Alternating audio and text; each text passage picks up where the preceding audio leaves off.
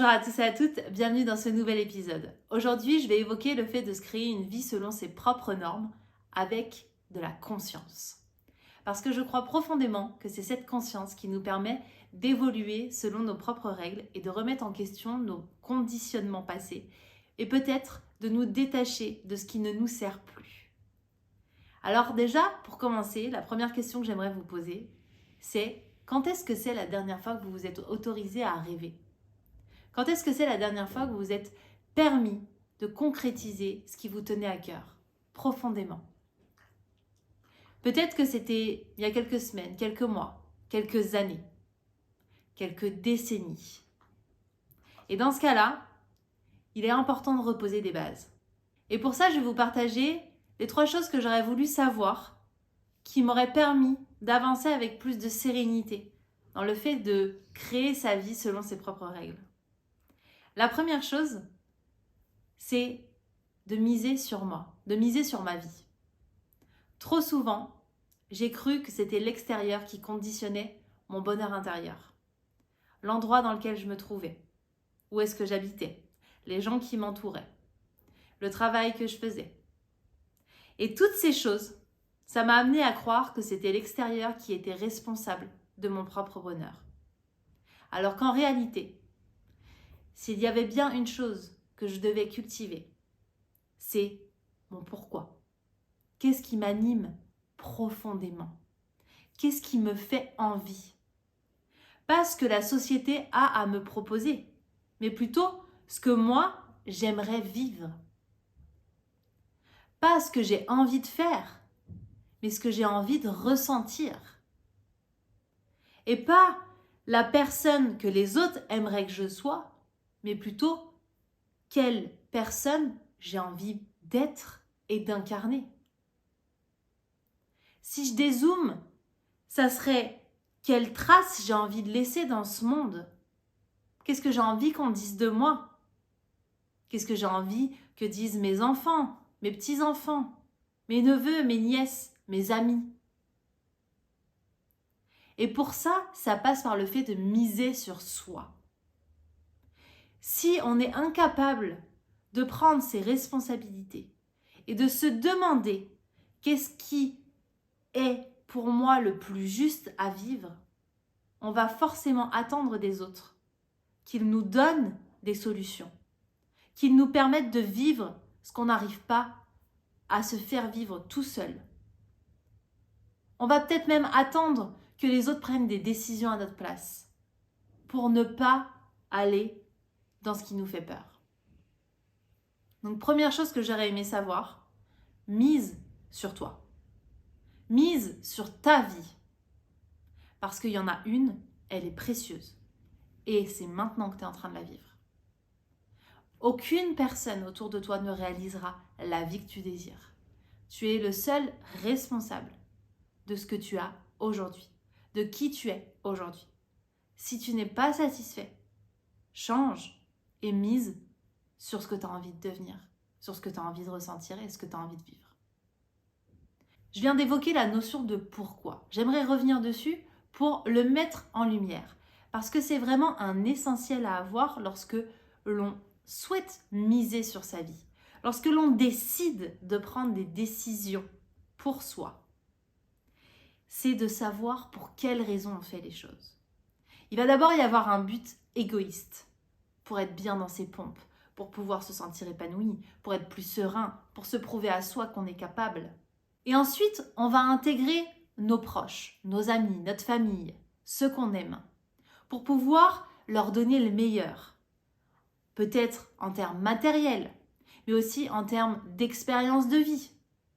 C'est-à-dire que si vous misez sur vous, vous allez pouvoir aussi délivrer à l'autre quelque chose qui correspond davantage à la personne que vous avez envie d'être.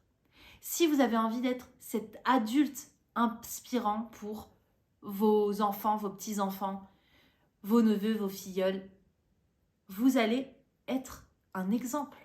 Et ensuite, une fois que vous avez conscientisé l'impact que ça avait sur vos proches, vous allez avoir envie que ça rayonne sur d'autres. Vous allez avoir envie de contribuer à plus grand. Et je sais que pour beaucoup, vous êtes dans cette étape-là, dans l'envie d'avoir plus d'impact, dans l'envie que ça bouge profondément. Et pour ça, ça commence par mettre du sens d'abord en soi. Misez sur soi.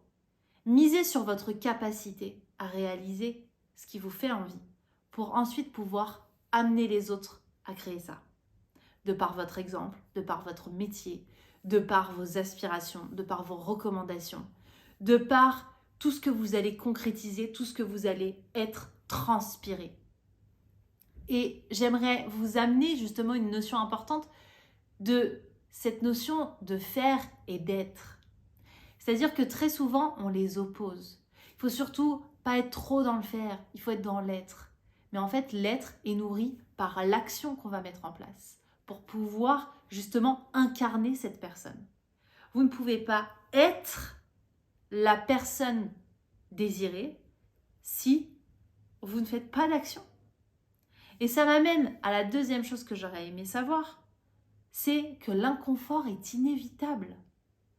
Et cette réalité-là, elle est très difficile à intégrer parce que très souvent, dès que ça devient inconfortable, on fait 3 pas en arrière.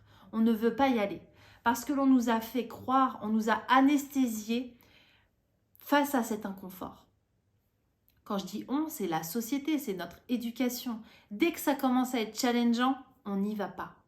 Eh bien, je vous invite à reconsidérer les choses et à voir que l'inconfort, c'est exactement ça qui va vous permettre d'aller à l'endroit auquel vous aspirez. C'est exactement en dehors de votre zone de connu, en dehors de ce qui est confortable, que vous allez rencontrer vos rêves, que vous allez rencontrer ce à quoi vous aspirez. Et cet inconfort, il est simplement là pour dire on sort de notre zone que l'on connaît. Et on passe dans la zone d'apprentissage.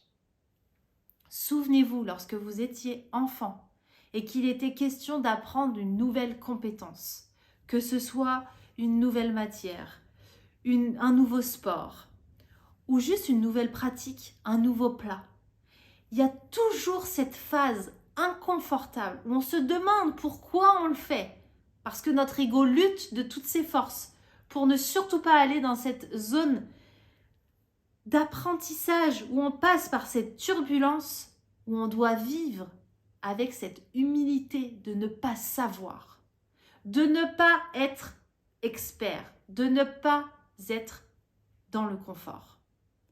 Et c'est naviguer dans ce chaos intérieur qui nous permet de passer à une norme qui est la nôtre, à un standard totalement différent. Le fait d'identifier pourquoi on le fait peut nous permettre d'aller dans l'inconfort. Si on n'a aucune motivation, aucun intérêt tangible à aller dans cet inconfort, on n'ira pas. Si par contre je vous dis, là maintenant, la vie de vos proches dépend de votre choix qui sera inconfortable, ça en vaudra la peine et vous aurez envie d'y aller. Non pas parce qu'il y a une pression, mais parce que ça vaut le coup. Et donc la question que j'ai envie que vous vous posiez, c'est combien ça vous coûte aujourd'hui de rester là où vous êtes, de ne pas vous autoriser à aller dans cet inconfort. Qu'est-ce que vous perdez à ne pas plonger dans cet inconnu? Et peut-être que vous pouvez identifier quel bénéfice vous avez à rester là où vous êtes aujourd'hui. Et très souvent, c'est le confort qui va ressortir. Le bénéfice, c'est la sécurité, l'illusion d'une sécurité. Parce que la sécurité, elle se trouve dans votre capacité à faire face au chaos. Si vous êtes apte à faire face aux tempêtes, aux tsunamis, vous ne le redouterez plus, puisque ça vous sera devenu familier. Et familier ne veut pas dire agréable, toujours simple ou facile. Ça veut simplement dire que vous aurez vos repères, même dans le chaos. Et vraiment, le fait d'intégrer que l'inconfort est inévitable va vous permettre de lâcher avec des croyances qui n'ont plus lieu d'être, avec des conditionnements qui sont totalement faux. Vous n'êtes pas obligé de sacrifier tout ce que vous avez. Vous n'êtes pas obligé de vous contenter. Vous n'êtes pas obligé de vous rabaisser à des standards qui ne sont pas les vôtres. Parce que vous êtes capable d'affronter l'inconfort.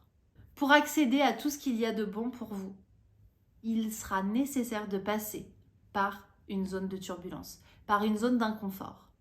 Lorsque vous avez commencé à faire du sport, au début c'était difficile.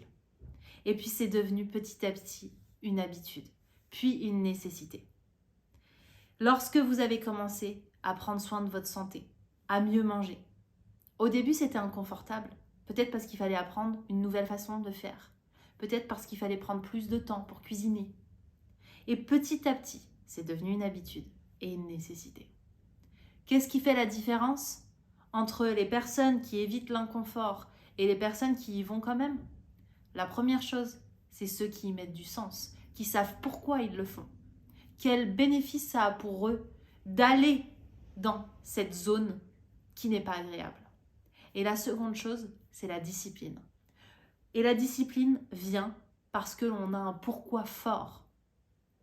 Si j'ai un pourquoi seulement égoïste, je n'irai pas. Si j'ai un pourquoi qui rayonne et qui va jusqu'à la contribution d'autrui, je vais avoir envie d'y aller. Alors l'idée, c'est vraiment de comprendre que lorsque vous allez devoir traverser des turbulences, votre discipline va vous amener bien plus loin qu'une simple motivation éphémère. Parce que vous aurez conscientisé que votre pseudo-confort temporaire ne vaut pas sur votre sérénité sur le long terme. Parce que j'ai envie de vous rappeler aussi que plein de petits inconforts vont vous amener à terme à une sérénité beaucoup plus grande. Alors que d'éviter les situations qui nous tiraillent de l'intérieur, d'éviter des moments où on ne se sent pas à l'aise, où on est peut-être déçu, où on est contrarié, où on a peur, sur le long terme, ça fait qu'on n'avance pas. Alors que si on enchaîne les petits inconforts, qu'on est capable de surmonter, d'appréhender, à long terme, ça fait que les grandes décisions ont été prises. Parce qu'on a appris à appréhender les choses. Et c'est la troisième chose que j'ai envie de vous délivrer, qui est que si vous avez envie d'avoir une vie selon vos propres règles, selon vos propres normes, remettez en question vos propres conditionnements. Remettez en question vos acquis. Changez d'abord votre façon de percevoir le monde pour pouvoir en construire un qui correspond à ce que vous voulez. Parce que ce n'est pas avec le même mode de pensée, avec les mêmes actions, avec les mêmes comportements que vous allez obtenir des résultats différents. Que ce soit dans votre façon d'être, de votre façon d'interagir avec les gens ou dans vos résultats. Si vous avez envie d'obtenir une vie ou un projet ou un couple ou une relation avec vous-même différente de celle que vous avez aujourd'hui, il sera nécessaire de changer votre façon de percevoir les choses, votre façon de penser, votre façon de vous comporter et surtout de voir ce qui se passe à l'intérieur de vous, de comprendre. Et c'est là où j'ai envie de vous amener, c'est de percevoir que vous avez déjà une boussole intérieure. Vos émotions, vos valeurs sont des GPS. C'est-à-dire que si vous croyez profondément que vous aimeriez vivre une vie libre, donc que vous êtes porté par cette valeur, comment vous pouvez l'amener dans la matière, comment vous pouvez l'incarner au quotidien. Si vous croyez en cette valeur et que vos émotions traduisent une insécurité permanente, vous êtes emprisonné dans vos propres mécanismes internes. Si vous ne cherchez pas à entendre ce que vos émotions ont à vous dire, vous allez rester coincé dans des valeurs qui ne sont pas honorées. Alors l'idée, c'est de jouer avec ces GPS que l'on a en nous, comme des signaux que l'on pourrait prendre en compte. Il y a une peur qui se manifeste. Je l'écoute. Je la laisse venir, je vois ce qui se passe. Parce que derrière la peur, il y a quelque chose de plus précieux. Il y a le courage. N'oubliez pas que la peur et le courage, c'est les deux faces d'une seule et même pièce. Et la peur, elle vient vous dire, attention, on va aller dans une zone d'inconfort. Pas de problème, je sais l'appréhender. Donc du coup, on va faire preuve de courage pour pouvoir sauter dedans. La tristesse, elle vient vous dire quand il y a quelque chose qui est touché profondément en vous, une valeur qui n'est pas honorée, quelque chose qui est venu déstabiliser votre quotidien, qui est venu vous rappeler que c'était précieux. On n'est triste que pour les choses qui comptent. On se fout des choses qui n'ont pas d'importance. Et la tristesse a également une dualité, qui est la joie. On se met en joie pour ce qui a de la valeur, pour ce qui compte. Et l'idée, c'est de comprendre que derrière ces émotions inconfortables, désagréables, se cache toujours le revers. Celui qui peut nous apporter plus de joie, plus de courage, plus de sincérité, plus de bénéfices. Et si on se refuse d'écouter ces émotions désagréables, de se laisser traverser, de les vivre, on va aussi se couper de l'autre expérience, qu'est la joie, le courage. Parce qu'on va refuser de vivre pleinement l'expérience humaine. Donc je vous invite à vous poser la question, lorsque vous ressentez ces émotions désagréables, comment vous pouvez les accueillir de la meilleure des façons? Comment vous pouvez lâcher vos conditionnements d'avant sur le fait que de ressentir ces émotions, c'est pas normal. C'est pas ce que vous avez envie de traverser. Et si vous vous disiez à partir de maintenant que lorsque vos valeurs ne sont pas honorées, il y a des chances que ça génère des émotions inconfortables. C'est un indicateur. Et lorsque vos valeurs sont honorées pleinement, vous allez générer des émotions agréables. Ce n'est qu'une boussole, ce n'est qu'une lecture que vous pouvez faire de vous-même pour pouvoir avancer en conscience, pour pouvoir créer votre vie avec vos propres règles et non plus les règles de votre éducation ou de la société. Parce que je crois profondément que pour pouvoir créer une vie qui nous ressemble, une vie consciente où on incarne la personne que l'on désire parce que on décide tout simplement de se choisir et de choisir la vie avec des standards élevés, on décide de couper avec le passé. Je pense que l'on reste accroché à ce que l'on connaît parce que ça génère en nous un repère, une empreinte familière qui nous fait du bien, qui nous rassure. Ce que l'on connaît n'est pas forcément ce que l'on souhaite vivre. Ce que l'on connaît n'est pas forcément ce que l'on désire pour sa propre vie. Ce que l'on connaît n'est pas forcément ce à quoi on aspire.